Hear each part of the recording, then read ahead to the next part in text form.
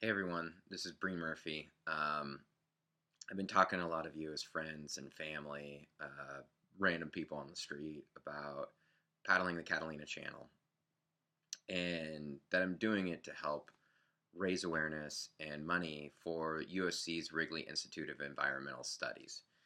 Um, it's an amazing place and should be worthwhile on its own, but there's always this question of like, so why really are you doing it? Like, how'd you get here? And I think what people are asking me is like, is the story behind it? And so, so I want to take the time to kind of give everyone a little bit of backstory, which is really fun. So, like so many other people in Southern California, I grew up around the beaches, loved it. For me, my particular thing that was the connection to the ocean was surfing. I'm a total surf nut. Um, I would go way more than my wife would like me to go, if I could, or work would like me to go. But I go as much as I can now. It's something I love, and so I've always had this connection to the ocean. Um, and also growing up, I had someone really. I've been really lucky with the family I've been around. But in one of those ways is my grandma. So my grandma Delta, whose nickname is the world's smallest nuclear reactor. Um, and the reason why she got that name was because she's always so involved in the community. She's so dynamic. She was incredible. She was on the Whittier City Council and was a mayor. She was on the LA City Planning Commission, grand jury, and she was just this little tiny lady. She and she just had this way about her where there's like these leftovers of this like Scottish pluck and from my great grandfather that she kind of brought into. And it was also at a time when it was a little bit harder for women to get where they are, and she just was completely unstoppable. Um, but she and I didn't always get along politically. She was Republican. I'm more liberal, which won't surprise people when I care about the environment. But the one place where we did agree was that science and the environment was really important. And so she was on the board. She was a big fundraiser. She chaired the board for the Wrigley Institute for a number of years. And she did all this amazing work. It included help getting housing out there so we could have more scientists and leaders out doing really great work. Um, but about 5 years ago, she passed away. And I had to give a speech in front of a lot of people about how and why what she meant to me. And I'm standing up at the podium, kind of looking out, and there's hundreds of people there. They all loved my grandma, and a couple of them were, or there's three of them really. So it was Roberta Marinelli, who was the director of the Wrigley Institute at the time. It was Phil Haganaw, and it was Rob Woolley. They're all really great people, but they all came up and talked to me afterwards about, what my grandmother meant to them and the impact that she had on their life. Um, and so I kind of realized I wasn't really doing much, and I was riding her civic coattails. And so I decided then that I was going to do something. I didn't know what. I wasn't very skilled at any of these things, but I was going to do something. And in the ideal world, I would have gone right back to the Wrigley, but I mean, you just don't get a board seat without being valuable. Um, so so I looked around at like what I really cared about and what would have the biggest impact, and I was like, okay, if there's one thing I could do, I'd like to be part of the solution for climate change. And I did a bunch of research on all the different solutions and what were the best mechanisms. You know, cap and trade, carbon tax, types of carbon taxes, government mandates. And basically, the one I came to was Citizens Climate Lobby. They have they're advocating for a revenue neutral carbon fee and dividend. And all that means is it's a government that puts a price on the amount of pollution that would be produced, and that we as citizens get back the money And the reason why I like this is sort of a cornerstone piece. There's all kinds of other ways to do it. Is that it changes all the incentives to be from dirty energy to clean energy. And a secondary thing was I really liked the approach that Citizens Climate Lobby had. And it was about talking to people, from your values about like how dire the situation was and how much it meant to you on a personal level to solve this. But not just yelling at people, it was really working with them. And I think that helped me develop skills. So at at a certain point, the Wrigley sees this, and they wouldn't invite me back because I have some understanding of policy in the political world, and that becomes a value to the board. So meanwhile, I'm working in my marketing career. I kind of specialize more on the strategy side, a little bit on the copywriting,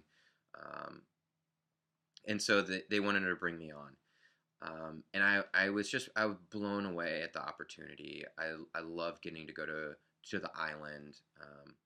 I like going to the island and meeting the people there as much as anything. There's some really special people who help run the island. You know, I mean, being on the board is really cool. And don't get me wrong, it's an honor, it's prestige. But I love hanging out with Ken Nielsen, who's the director. I love hanging out with Ann Close. Um, she's the associate director. The Heidelbergs, John and Carla, they're just really wonderful people. And I mean, they're all PhDs. Will Barrelson, he's a PhD. He's working on some amazing work. He's not on the island though. He's in the LA lab. But all the staff too. There's Lauren Uden and Trevor, Katie. Oh God, I love Katie. Amber Brown, who else sets everything up. But I start to get involved because there's one other person who's really important. And her name's Megan Hamilton. And, so I'm getting involved, and I have my first board meeting. And at the same time, my wife is pregnant. She's due to deliver about a week after the board meeting. She knows how excited I am, so she tells me, you know what, Breen, I love you. Just go to the board meeting. The worst thing that happens is you come back. So it's like a 106-degree day in October, like clearly like setting records. Clearly it's way hotter than normal. Like I know we have to solve a problem. Now it's becoming more urgent because I have a child that's coming. So get on the island. And like, of course, what happens? I get a call. My wife's like, "Oh, I'm uncomfortable. I think my water may have broke." And then she calls back 30 minutes later, and she's like, "No, my water didn't break." I'm like, "Okay." And then I get up in the next morning, and I've told Megan this, and I'm like, "Hey, something's going up. I may have to get back off the island." So 6:30 comes, and my wife's like, "Hey, I'm going to the hospital. You don't have to worry. I don't think my water's broke." And I get a text from my mom right after that, and she's like, "Come home now." And my mom is like, she is so sweet. She never is that direct. It's just like, I mean, she might ask you like a direct, tough question, but she's never the kind of person that like, you need to do this now. And I was like, okay, Mom, like, I get it. I'm coming home now. So, Trevor, it was the day after the Dodgers were in the World Series. Trevor's a huge Dodgers fan. He stays up he's up way late, drives the boat back to the island. He agrees to take me back on one of the smaller boats. And it's just this beautiful moment where I'm leaving the island, and I mean, it's so hot, but it's also so glassy and beautiful. And there's like hundreds of dolphins jumping, and you just realize like what a special place this is. I come home, my son's born, and like he's such a special little kid. I feel incredibly lucky to be with him, but with that comes like a really big responsibility that we need to protect the place that we live on. That we need to do something to help like humanity survive and keep going on. And so it gave me like an extra motivation. In the Wrigley, it's all a part of this. But they know I'm a surfer too, right? Like the board's getting a little younger, but I'm one of the younger guys. And so Anne Close, who's like my science Yoda. Like anytime I have a question, I can go to her, and she kind of breaks it down, like finds me the right people, and just like if anyone were the heir to Delta Murphy's, the world's smallest nuclear reactor, it's Anne Close. Um, and so she pulls me aside at one of the last board meetings, and she goes, "Yeah, you surf, right?" And I'm like, "Okay, yeah, I surf." I'm like feeling like I might be in trouble. Um, she goes, "I got something to talk to you about." And she pulls me aside. She goes, "We have a potential project coming up with the world's best paddleboarder who wants to paddle all the Channel Islands." And I'm just like blown away because the Channel Islands, like, have you ever? I've never really before this. I never really thought about like how close they were or how far they were. But she's like, "You got to have this meeting with this guy Zach Porter. He knows this great paddleboarder. He also went through the Wrigley Institute." So a couple weeks later, Anne and I, we meet in Long Beach, which is like a central point for lunch. And it's a year after my son's born. It's a beautiful October day, maybe a little too warm, but we go to the Blackbird Cafe in Long Beach, which, if you've been there, have amazing tater tots. Um, and so, we sit down, we have our sandwiches, we have our tater tots, we get to talking. And Zach is this very charismatic guy, but there's also like an element of danger when you're around him. Like you just know you're in for a little bit of trouble before you get there. And it's gonna be fun. You're gonna have a blast, but you're gonna be in a little bit of trouble. And so he's hearing my passion. We're getting excited for Jamie Mitchell doing this paddle of all the islands. He invites me to help out.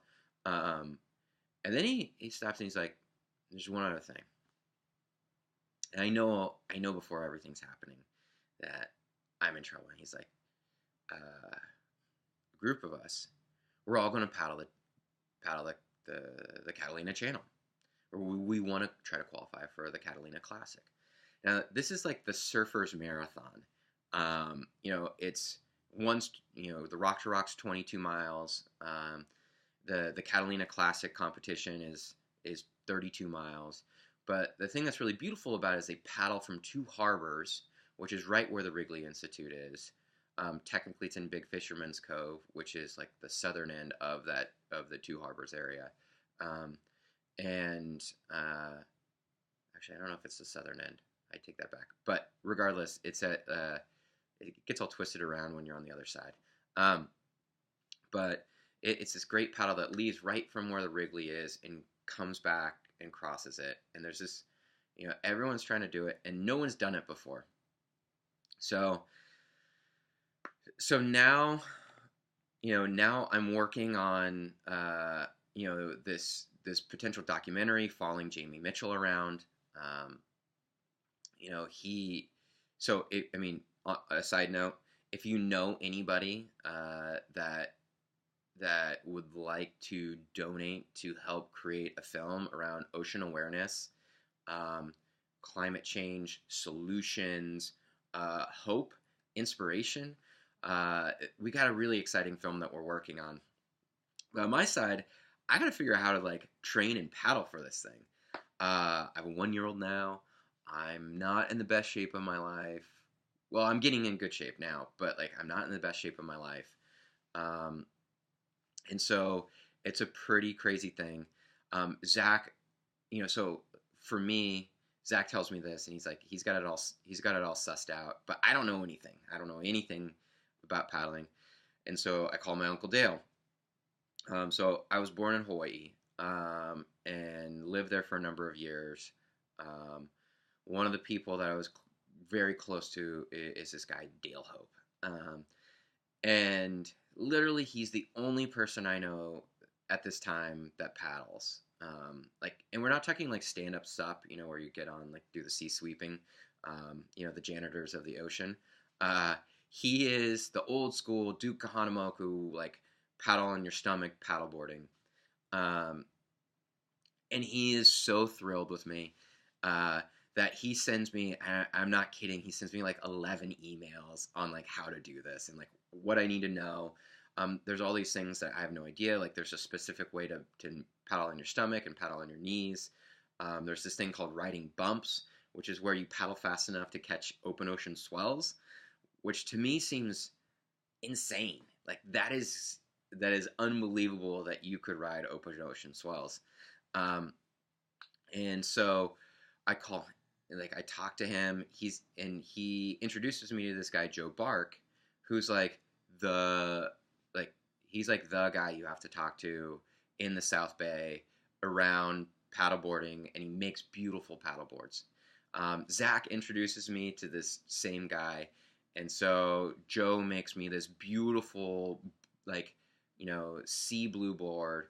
I'm so lucky to have it. Um, and so now I'm starting to train.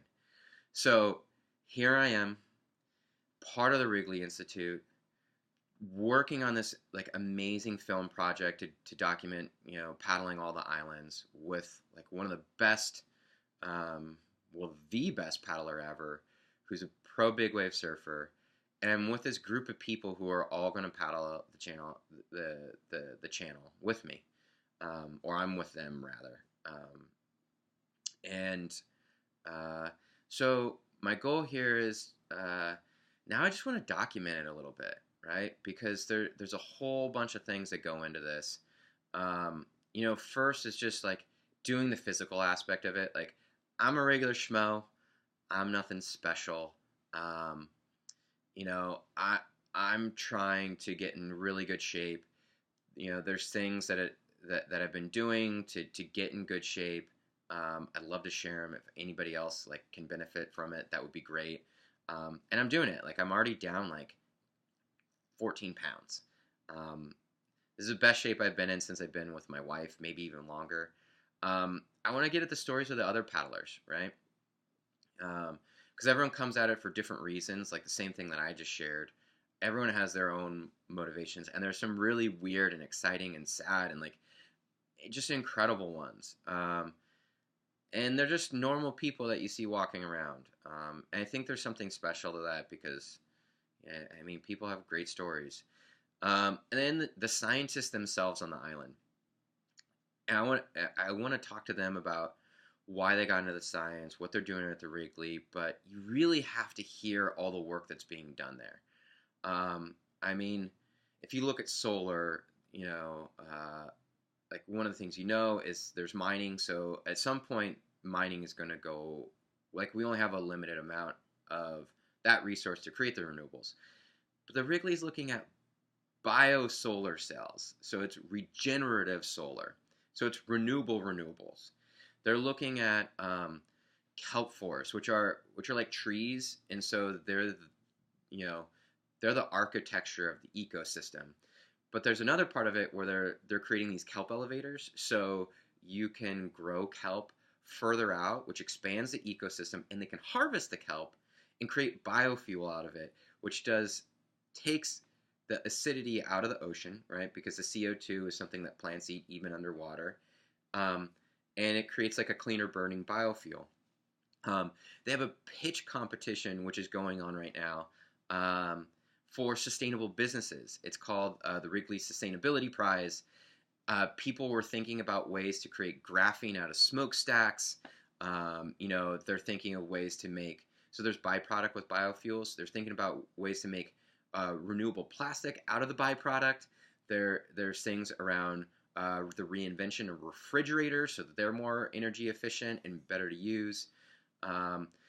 And I just want to talk to those people so you can understand that there's people that are working on things that are going to be part of the solution to help make this transition to a cleaner, better world where it's more than sustainability. It's that we're living amazing lives and we've solved huge problems and we've made like a transformative change, and I think there's a lot of reason for hope too in these times. So I'll post links, share stories, do interviews. Please ask me questions. Tell me when I'm an idiot, when you think something's great. Um, I mean, I'm just doing this in my garage by my bookshelf, so it's not like I think that there's any sort of magic to this. But I thought it was worth sharing with some of my friends um, as we get ready for um, this big paddle to, So if you have any questions, feel free to hit me up. It's breenmurphy@gmail.com. And, thank you for listening.